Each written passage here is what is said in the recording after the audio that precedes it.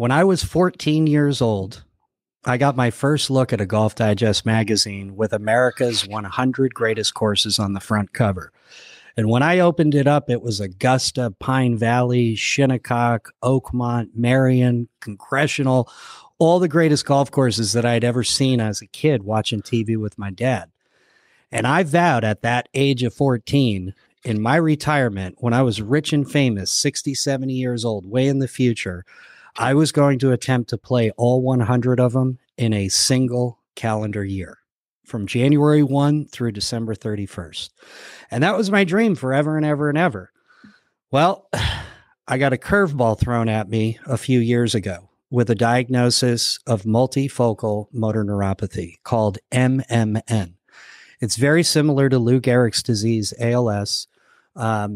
As a matter of fact, that was my first diagnosis, ALS, and then gratefully was diagnosed with MMN because MMN is not fatal. It's not going to kill me, but it does have a tendency to wear the body out. So the idea of playing this 100 in a year at 60 or 70 became a serious question mark, and maybe thought that the dream was gone for good. However, in the middle of the pandemic, staring at the ceiling, realizing that I'm getting weaker every year, I said, you know what? If I'm going to do this, if I'm going to make this happen, I got to do it now.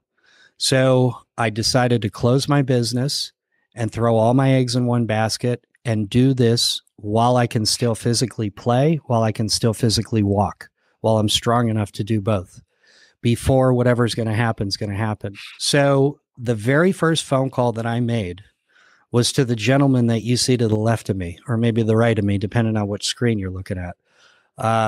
My oldest friend, my high school golfing partner, Mr. Michael Higgins. Mike, I can't thank you enough for joining me on this journey. And for you, those of you that don't know, Mike is the executive director of the New England section of the PGA of America. And that is no small job. He's had that position for, I think, 13, 14, maybe 15 years at this point, and has a stellar reputation and does an absolutely amazing job in that capacity. And if you're going to play the top 100, you can understand why I called my old friend. And I'll let Mike take the rest of the story from there. Morning, Mike. How you doing, buddy? Good morning. Good morning, Teddy. Great to see you. So excited to be here on our first day together. And, I've heard you tell your story many times, but it does not get old, and it continues to inspire me, and it continues to make me, when I have a tough day, I kind of think about, okay, what's Ted going through? And my tough day is not that tough, to be honest. I've spent my entire life in the golf business, with the exception of a one semester as a busboy in college at a restaurant, and one winter in high school working for 800 Flowers. But for the last 30 plus years, I've been in the golf business at some capacity, and I've been with the New England PGA for 25 years. So I'm really excited. I'm always around golf, and I appreciate the intro there, Ted, but a lot of my success can be attributed to smoke and mirrors, to be honest with you. But I'm really excited to be able to talk. Don't believe that, talk folks. Golf. Mike is a stud in the golf world. Just to join you on this journey, even if it's just in people's ears, but it's going to be an amazing trip. And I still remember being in high school. I believe it was our junior year, and we're in New England, right? I'm in Boston. So we weren't able to, hit golf balls in March. Yeah, we were definitely not February, March. Pounding balls into the net. And my coach, comes up to me and says, Mike, we've got this transfer coming in from our crosstown rivals, St. John's, all boys Catholic school. And you apparently played really well in a qualifier to make the St. John's team. And my coach was so excited. Oh, we've got a stud coming in. He's going to give you a run for your money. And the first day, you definitely won best dressed. You showed up with a polo collar up, extra cologne on, and you looked the part, and you had a good swing into Jim the net. Colbert. You didn't have the bucket hat on, but that was the first day, and then we played 1 and 2 for 2 years, had some success, had an undefeated senior year, did pretty well in states. 22-0 senior year, that was all Michael Higgins. I won a handful of matches, but he won all of his. Well, again, smoke and mirrors. But so I've known you for a long time, Teddy, and unfortunately, you lose touch with a lot of friends over the years, and there's for no other reason than time, distance, family, life, right? But the game of golf has always had the ability to bring you and I back together and connect, no matter how long it's been, and the distance is significant. You can't get much further, right? The Northeast to the further Southwest. I'm in Encinitas, California. Michael's, in Boston, Massachusetts. We can't get two more diversion on the coast. So, and that's what's so special about the game of golf, right? It's allowed us to continue our friendship, and it's like a reset button, right?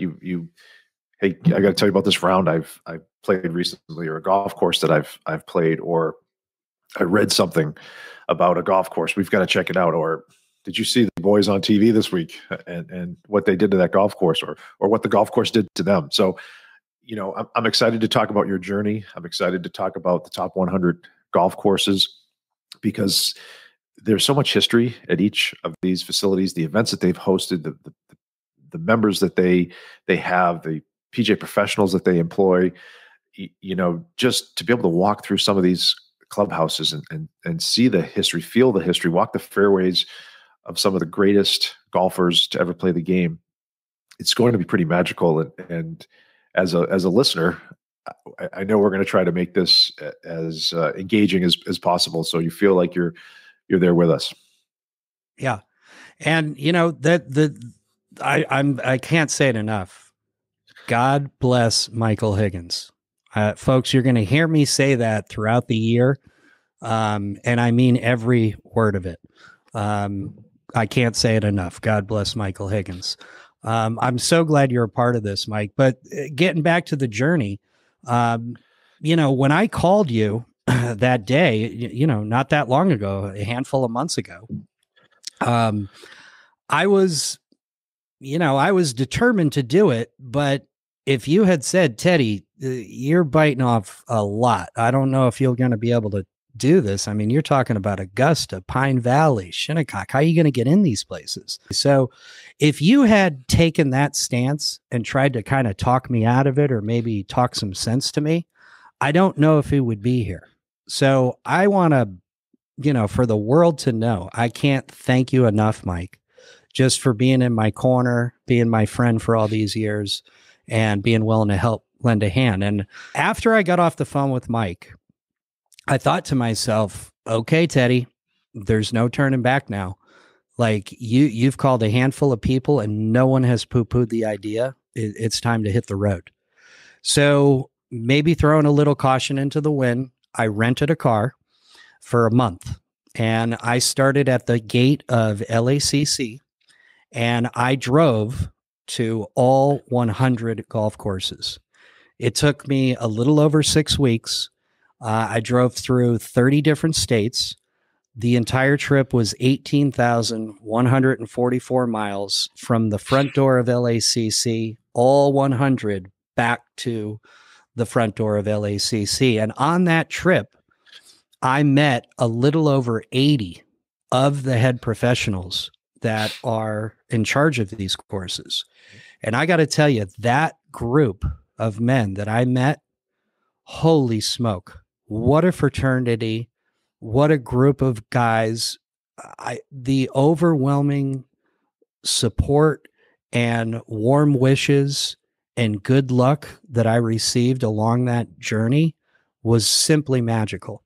I mean, it was literally, and on that trip, I came up with the title for the future show in 2023, and then also this podcast.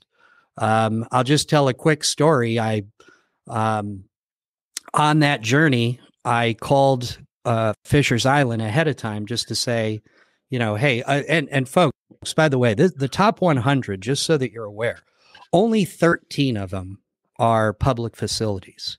So there's 87 golf courses that are private that I'm going to need to affiliate with a member to get an invitation to play. Many of these facilities, there is no ability to walk up to the gate and say, "Hey, can I get a tee time today? Do you mind if I play?" Like you said, it's knowing a member. It's playing in an outside outing, possibly. This is no small feat. And when you did call me, I mean, part of me certainly didn't want to bust your bubble because your story was so amazing. But make no mistake about it, I knew from the first time I heard the story, this was going to be a challenge. This was going to be hard. This was going to be difficult. And I also knew I was going to support you any way that I could. And when you rented that car and you called me from the road and said, guess where I am, and guess where I just went. And then periodically you would call me and share the excitement from a conversation you had with a guard gate attendant or the head PGA professional or the assistant professional or just somebody in the parking lot or maybe it was even someone at a restaurant on the road. There was a bunch of unbelievable coincidences. I was up to my eyeballs in the golf season, and I was living vicariously through your journey. But get back. We last left our hero in the car, leaving LACC, making a phone call to Fisher's Island. So I've already seen, maybe 40, 50 places at this point, and I'm on my way to Fisher's Island. And for folks that don't know, Fisher's Island, you cannot drive there. There's no way to physically drive there. You have to take a ferry or a boat to get to this golf course. It's at the very tip of Long Island. And I am in New London, Connecticut, about to get on the ferry. And I call ahead and I get the head pro, Dan Colvin, on the phone. And I'm telling him my story saying, "Hey, Dan, the reason for the call ahead, didn't want to just show up unannounced visit. I know you're a private club, not looking for any favors, not looking for golf, simply just wanted to meet you, shake your hand and let you know what I'm trying to put together for 2023. And in the middle of the conversation, he goes, Teddy, and cuts me off. And I'm thinking, this is the first one that was going to, say you don't have a chance. And he goes, no. Teddy. Yeah. He goes, Teddy, I love your story. I think it's great. I want to help you. I get 3 rounds where I can bring any guest out here that I want. And I want to use one of them on you. I'm literally at the ferry station on my cell phone and I start bawling. I just start crying because this is Fisher's Island. I mean, this is a very, very exclusive private club. So when Dan made that offer, I was bowled over and I said, Dan, I still want to get on the ferry and come and shake your hand. And he said, Teddy, if you take the ferry over, you're going to be here all day. You're going to be here for 4 or 5 hours minimum. You sure you want to go through all that, grief just to shake my hand? I said, Dan, if you're inviting me out to play your course, yes, I want to come and shake your hand. So the next day I grabbed a dozen donuts from Dunkin' Donuts, got on the ferry and showed up at his front door. And what a beautiful man. Absolutely gem of a human being. And he introduced me to a handful of people while I was in this pro shop. And he had said, hey, you're on the island for 4 or 5 days or 4 or 5 hours. What are you going to do? And I said, well, I saw this golf course when I got off the ferry. He said, oh yeah, that's Hay Harbor. I said, is that private or public? And he said, oh, it's a private club, but it's a gem of a little 9-hole course. And you know what? Really, if you want to go over there, let me make a phone call. So he picks up the phone, calls over to the pro shop and says, hey, I got this kid, Teddy Fenton. He's, he just came to the shop, wanted to check out your course. Can you show him the pro shop? And they're like, yeah, tell them to come down. So Dan hangs up, says, Teddy, go down there. They'll take good care of you. I walk down there, walk into the shop, chatting the guys up, and there's nobody there. It's absolutely empty. I think it was a Saturday morning early, maybe 7:30, 8 o'clock. I had taken the first ferry. It was a weekend because you called me from the first fairway. Yeah, that's right. And so started telling me about the magical experience you're having. So I show up at this private club, and I'm in the pro shop, and I'm like, wow, this is really nice. And the kid looks at me, he goes, well, do you want to go out and play? And I was like, are you kidding me? Yeah, I want to go out and play. Because folks, you got to remember, at this point, I had started in LACC. So that means I went to LACC, Riviera, the Quarry in La Quinta, then turned around and drove out to Santa Barbara to the Valley Club in Montecito. Then I drove up to Pasatiempo, then Pebble Beach, then Spyglass, then the 2 courses at Monterey Peninsula, then Cypress Point, then up to San Francisco to Olympic, San Francisco Golf Club, then drove up to Bandon, those 4 courses, turned back around, and then headed east. So by the time I got to New London, Connecticut, I had already seen maybe 40, 50 courses at that point. And if you can imagine, I'm a golf nut. I love playing golf. I will get up at the crack of dawn to make a tee time. But I had spent literally at this point 3 weeks driving up to literally the most beautiful golf courses on the planet. Driving through the gate, going through the long, windy driveway, seeing all the different holes, pulling up to palatial, beautiful clubhouses and pro shops, and then spending 5 minutes talking to the head pro, turning around and driving away. I did that 100 times on this trip. It was kind of painful, but at the same time, I had all sorts of amazing experiences, just like this Hay Harbor situation. So I'm teeing off you can't see, the fog is everywhere. I'm hitting a blind shot down the middle of the fairway, hoping I'm in. I get out there, I find it, I'm in the middle of the fairway. I can't even see the green. I hit a blind shot. I get up there, it's a kicking. I got 2 feet for birdie. So I make the putt. I birdie. It was a miracle. I go to the second hole, and I think that's when I called you, Mike. And I was like, I got to share this with somebody. So I made a quick video, and on that video, I said, I got to be the luckiest golfer on earth to just have this dumb luck of, getting to play Hay Harbor and, having it be an absolute respite for me in the middle of this journey. So again, I can't thank Dan Colvin enough and the boys over at Hay Harbor. They were so kind to me. And again, so that was just a small little story, and I got 25 of them from that trip. I connected with Mike right after that, and we sat down, played golf. We had a couple. Actually, when I was up there, you were trying to qualify for the Mass Am, and I ended up jumping on your bag and caddying for you through that qualifier. That was a great time for me. That felt like we were back in high school walking down the fairway together. It was a lot of fun. It did. And you know what? When you have a caddy and you miss making the event, you miss qualifying by 1 or 2 shots, you can always blame 1 or 2 shots on your caddy. Yeah. You can blame it on me. It was a bad yardage, bad club selection. So Teddy, obviously, this is an exciting journey, right? This is going to be an amazing trip. There is a curveball thrown into this because there are some rules that you have put on this journey, and I've tried to talk you out of them every single time to try to make this as easy as possible to accomplish this feat, because I know it's not going to be easy, and I'm trying to get every angle to help you make it happen. And you continually try to make this harder for yourself. And it's, if you accomplish it, if in December 31st, 2023, if we're having this conversation and we're lamenting on the experience and how amazing the year was, hopefully we're celebrating that you're able to do it. I'm going to be so impressed that you do it by following these rules. So please share with everyone the stipulations that you're putting on yourself here.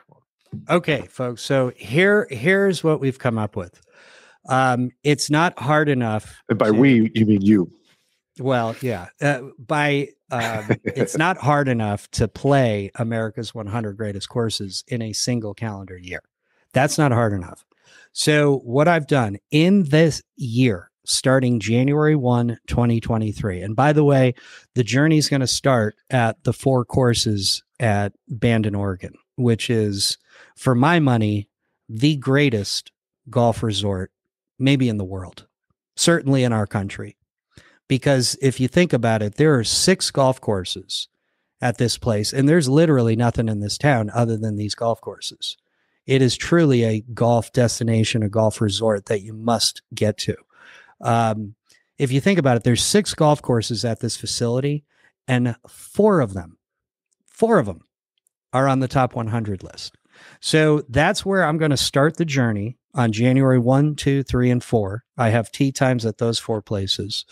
And in the year, I am committed to having no airplanes, no hotel rooms, no rental cars, no problem.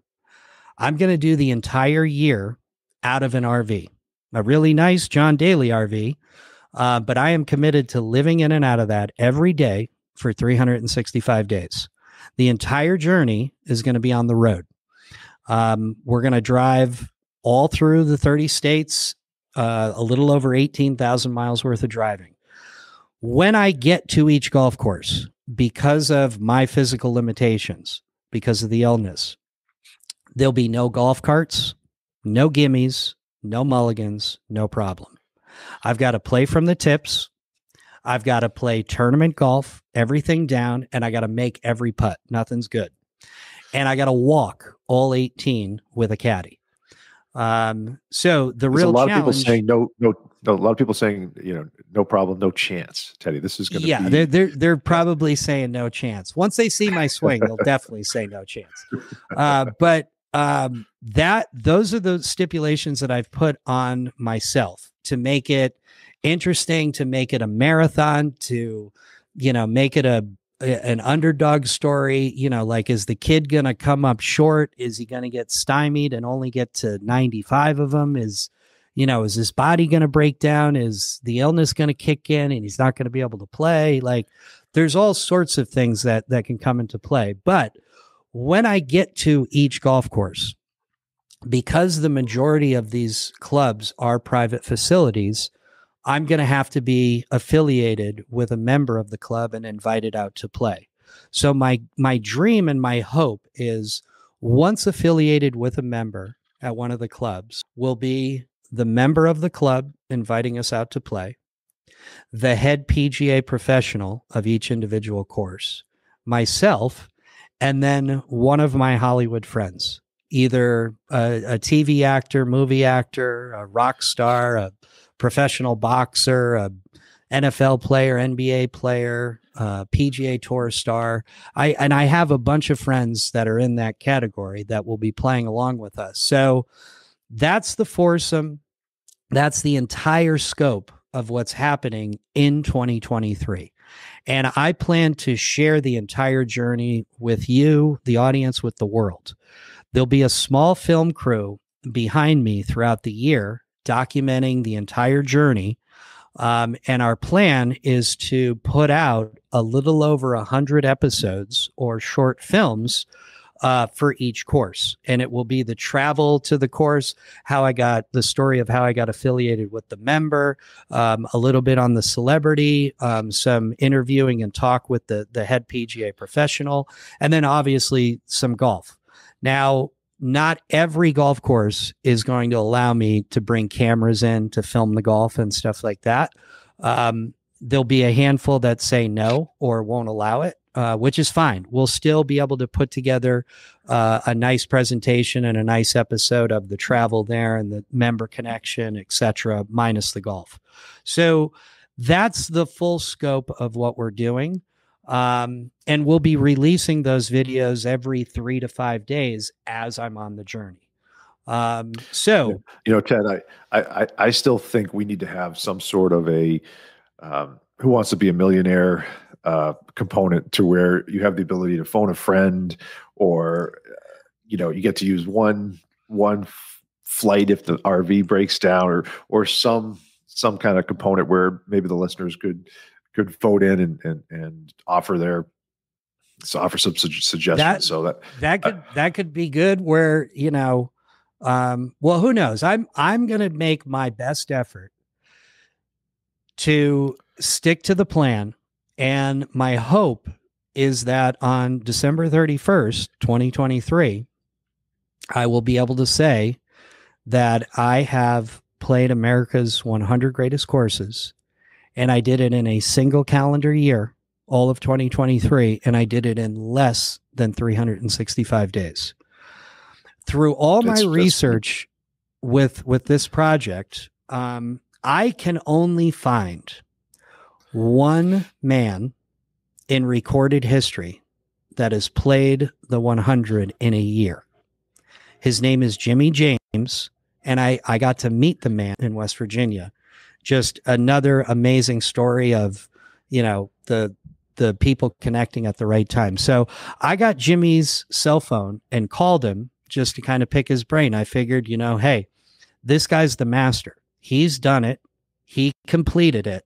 I'm the student. I got to learn from this guy. So I called him up, explained what I was doing, and I tell him my story, and I tell him what I'm about to do. And I said, Jimmy, you did it. You needed an extra day to do it. You did it in 366 days, but who's counting? That's a year by my book. And he did it from June of 16 to June of 17. So it wasn't in a calendar year like the way that I want to do it. And also, Jimmy had just retired as a executive from the Exxon Mobil company. So his experience was a little bit different than what I'm about to attempt. But looking across from me, he told me his story, and he was born in a poor family, and had a great career, and worked his way up to be, retiring in the top 1% of income earners. This guy is, an amazing man, and his story is incredible. And I hope to have him on as a guest on our podcast so you guys can get to know him a little bit better. He looked me dead in the eye and he said, Teddy, what you're doing, or what you're about to do, I can tell you is impossible, because I did it. And I when I finished it, I said to myself, no one will be able to do this. I'm the only one. So it kind of took me back, and I said, okay, I hear you, Jimmy. But I'm not deterred. I'm still going to try to go for it. I'm still swinging for the fences. And he said, okay, I'm going to throw one more at you. He said, Teddy, I like you, but I'm going to be honest with you. It was easier for me to go from poverty to retiring in the top 1% of income earners. That journey from poverty to wealth was a lot easier than what I did in that year playing all those courses. It was the hardest thing I ever did in my life. And I would imagine it's going to be the hardest thing I've ever done in my life. But at the end of that conversation, I just said, look, Jimmy, I love you. I'm not deterred. I'm still going for it. If I get in a jam and I don't know what to do and my back is up against the wall when I'm in the middle of it, can I call you? Can I get some advice? And he said, absolutely. And we've talked a couple of times since that, but that just gives you some context as to how tough of a challenge this is. And I know after that conversation, you were kind of knocked back a step or two. And I remember talking to you after that. And I think he's right. I think it is going to be extremely difficult. And I think you have a few things going for you. You worked in the golf business. You understand the industry for sure. You have my guidance, a lot of my friends in the business, their guidance, to help you navigate these waters, because they're each one of these golf courses, some shut down certain times of the year, right? Some are more open to outside play certain seasons, right? Some are public, right? So there's a lot of moving parts that you have some institutional knowledge, some insider knowledge that I think is going to help. But at the end of the day, yours is going to be an adventure. This episode is sponsored by our friends at Coast to Coast Hole-in-One. Add some excitement to your next charity, corporate, or even member guest golf event by including a hole-in-one prize on all of the par 3s. Whether the prize is a new car, a golf vacation, cash, or even a new set of clubs, we have a prize option for every budget. So be sure to visit coasttocoastholein1.com and have their friendly staff help you enhance your next event with Hole-in-One Insurance. Coast to Coast Hole-in-One has you covered from coast to coast. You've done an amazing job explaining your story, explaining your why, explaining what this is going to be like. I think I have a picture in my mind of this guy driving around in an RV and leaving one golf course on the way, to the next as the RV pulls away and the sun is setting, another successful day on the golf course. What do you think? What do you think our listeners can expect from this podcast? Right? I mean, what are these episodes going to entail? So we had talked about this at the PGA show a few weeks ago, and folks, this whole idea of the podcast, I mean, it was ruminating in my mind, and then Mike brought it up, and then all of a sudden we just started spitballing, and at the end of the PGA show, we had basically come up with the premise for this podcast. So the idea is we want to talk about two of the top 100 courses, the history of the course, who the architect was, what the course record is, some memorable tournaments, maybe some insider history that most folks don't know about, and, just get the audience familiar with each of these amazing golf courses. And my desire and hope is to have the head PGA professional of that course on the podcast as a guest to answer some questions. Because if you think about it, if you're going to play a golf course for the first time, who's a better guy to talk to, or even better, who's a better guy to play the course with than the head PGA professional of that course? So that's our hope. These head PGA professionals, particularly these 100 guys, their schedule is, they got things broken down in 5-10 minute increments. They are very, very busy men. So we may not be able to get all 100 of them, but our sincere desire is to bring you and get you in touch with the head pros of these amazing facilities and maybe get a little insider knowledge. Also, it's not just the PGA professional. The name of this podcast is the Luckiest Golfer on Earth podcast. So one of the things that we had talked about and we want to incorporate is to bring on other guests, that where they can share an inspirational story or a story of how they've been lucky in life or lucky in golf, or, some kind of story having to do with luck. And it could be, meeting your significant other, that story, how lucky you were to find that person. So Teddy, I think this is a wonderful opportunity to invite our listeners to join us on this journey. Be sure to subscribe or to follow so you don't miss any episode. We're going to try our best to release one a week. Obviously, the golf season's pretty busy and there's a lot of moving parts. So we're going to do our best to keep the episodes flowing, keep them exciting, keep them entertaining. And it truly is going to be a journey. And we want as many of you to follow us on this journey and engage in the journey as possible. Yeah. And we'll have social media links to everything. There'll be a LinkedIn page, a Facebook page, Twitter, TikTok, all of the social media platforms, and obviously YouTube. YouTube will be housing the video version of the podcast. The audio version of the podcast will be available everywhere: Spotify, Apple, Google. All of the podcasting platforms will have it that you'll be able to access each week.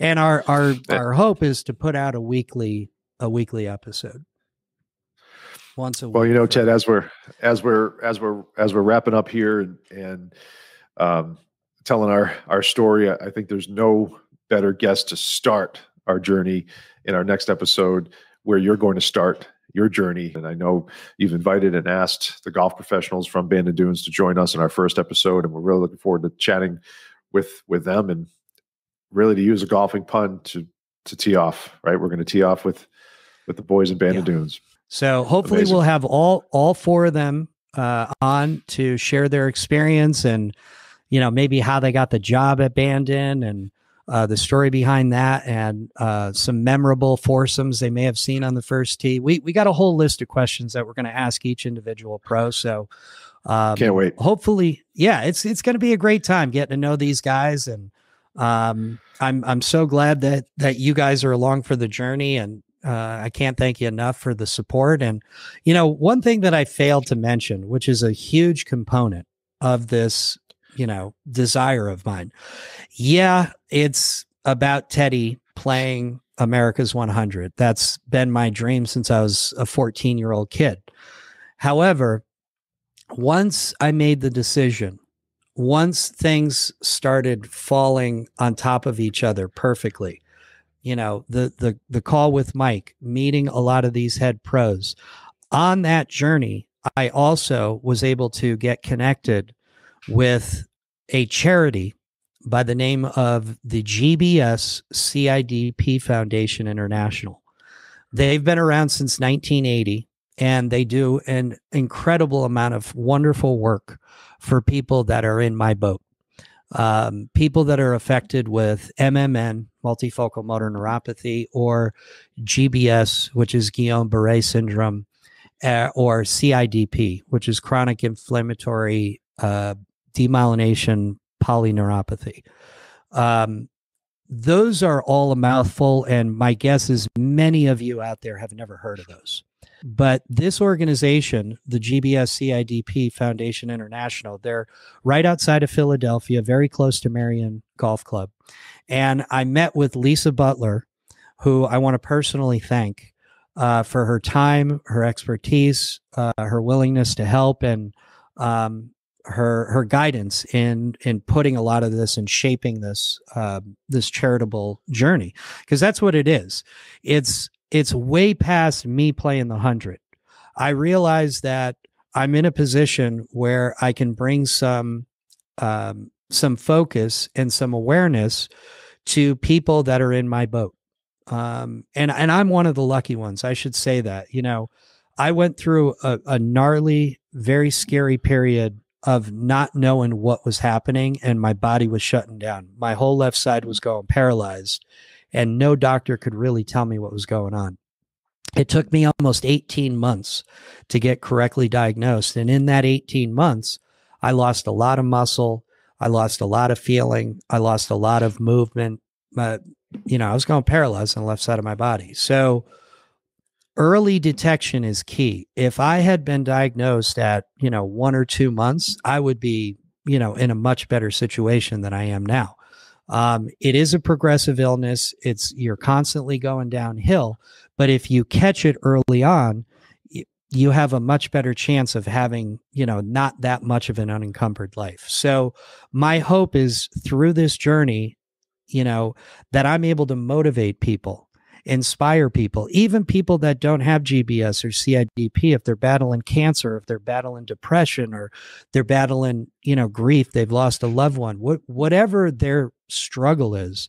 My hope is that, those people that, where I was not that long ago, laying on a couch, sick as a dog with an IV in my arm, a puke bucket next to me, watching TV.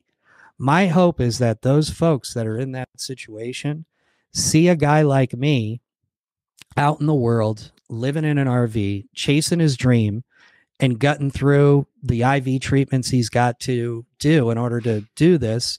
My hope is that they see me doing this, that will motivate them to get up off the couch and do whatever it makes their heart sing. If, they're a bowler, get up off the couch, have somebody take you down to the alley, even if it's one frame you bowl, even if it's one ball, just get out there and roll that ball. Or if you're a runner, go for a walk around the block, or a fisherman, even if you can't cast it, have somebody cast the thing and you hold the pole so that you can at least feel the bite. Get back out in the world. That's what I want. When I got this diagnosis, it's like I almost curled up in a ball and kind of gave up. It took me a long time to get to the point where, like, hey man, you're not dying, or you're kind of acting like you're dying. You need to get busy living instead of get busy dying. As I will quote my old friend Red from the Shawshank Redemption. So that's my hope. My hope is to inspire folks. My hope is to raise a little bit of money for the GBS CIDP Foundation. We will have a link at the bottom here for if you want to make a donation on behalf of Luckiest Golfer on Earth to the GBS CIDP Foundation. My personal goal is I want to raise $100,000 for this organization by the end of 2023. So hopefully we can raise more than that, but that's a pretty lofty goal as far as I'm concerned, and I'm hoping that we'll be able to achieve that. So that's I know it's a mouthful, I know it's a lot, but I'm so grateful to finally be on the journey. There's no turning back now, and I am only moving forward. So with your help, with your prayers, with your warm wishes, and with Mike's help and a number of other people that I've failed to mention, I like my chances. I'm going to give it my all. I am swinging for the fences, and yeah, let's hope that on December 31st, 2023, I'll be able to say I played all of them. I played all of them in less than a year, and I did it in all of 2023. And I'm so glad you guys are along for the journey. Can't wait. Well, I hope you can do it too, Ted. I think you can do it, and I'm going to do everything I can to help you. And I'm certainly going to be here each week with you on the podcast. And I really look forward to discussing the journey, having guests on the show to help encourage you and give you guidance throughout what will become your journey. And it's going to be a fun ride. And I'm really excited to be here with you. I can't think of it's really, Mike, when you think about it, like, do you remember, like, we're either juniors or high school, where our coach was, we called him C. I can't even, to this day, I can't pronounce his last name. What is it? His name was Bob Canarchioli. Canarchioli. So, yeah. This great man, Mr. C, Coach C, had a lot of pity for this guy right here. I will forever be grateful to him. But Mike, do you remember, like, I think we were juniors. We're sitting, Coach C was in charge of all the media. So he was in charge of the football games, and, he taught, like his department. Yeah. His department how to commentate, how to edit video, all of that stuff. And I remember sitting in an editing bay with Michael Higgins, and God bless Michael Higgins. God bless Michael Higgins. I can't say it enough. Mike, you pretty much did all the work on that project, and I just kind of sat in the chair next to you. But that was 30 years ago, I think. 1992. Yeah, that's 30 years ago, man.